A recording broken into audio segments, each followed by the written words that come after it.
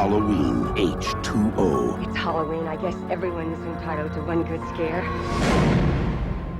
I think people like to be scared because eventually it's going to be safe and they can go to the edge without really being there.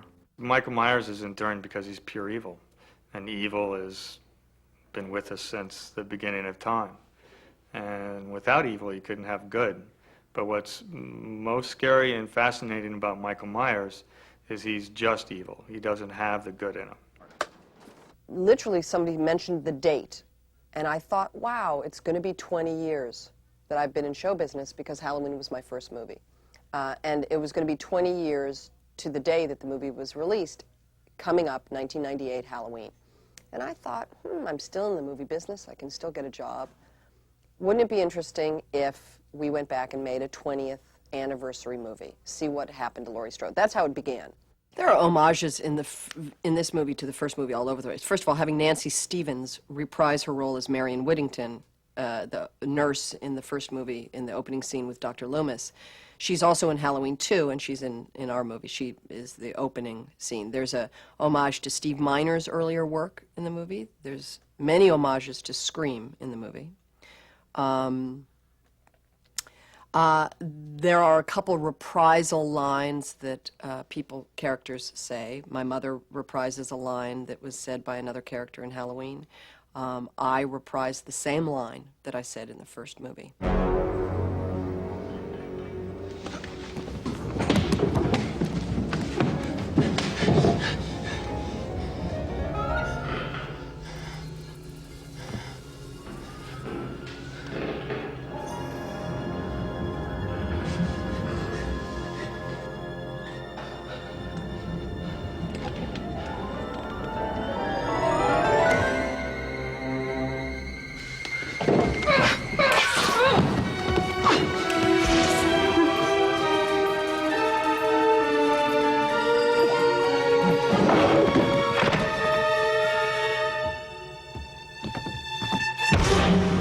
Jamie told me that she had the idea about, you know, what happens to a victim after this horrible experience. You always, in a movie, you see the experience and, you know, but you never then follow through and you don't know what happened. How did this affect her life, this person's life? So she thought it was, since this was going to be the 20th anniversary of Halloween, when it first came out, that it would be a really interesting thing to examine what has happened, the evolvement of this victim, and then, you know, obviously make it a true Halloween as it should be. I'm not who you think I am.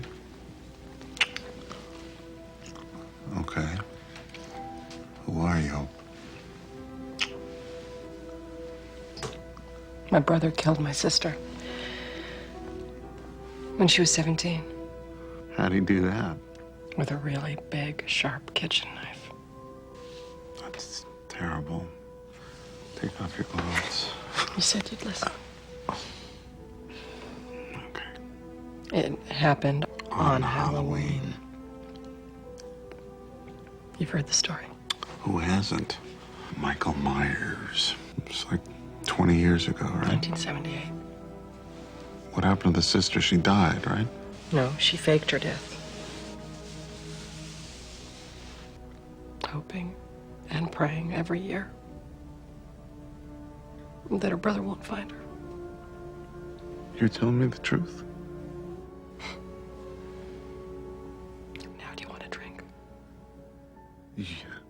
Just visually looking at Mike Myers on the set here, and looking at that mask, there's something that's so minimalistic and so neutral about that face that it becomes sort of indelibly etched in your memory, number one, and I think number two, you're able to project any kind of frightening idea or image on top of it. It's like this blank screen.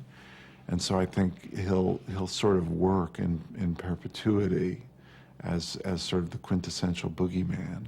Call the plumber, and he assured me that he would be here as soon as he can. Okay. And I do trust him. I used to before. Thanks a lot. Wait.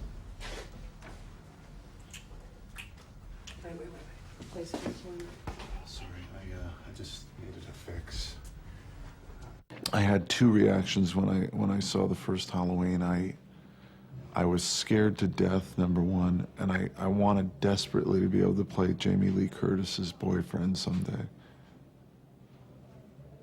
And here I am, frightened all over again, and my dream's coming true. But you know there'll be a terrible price to pay for it. Be careful. Be careful what you wish for. Oogie boogie.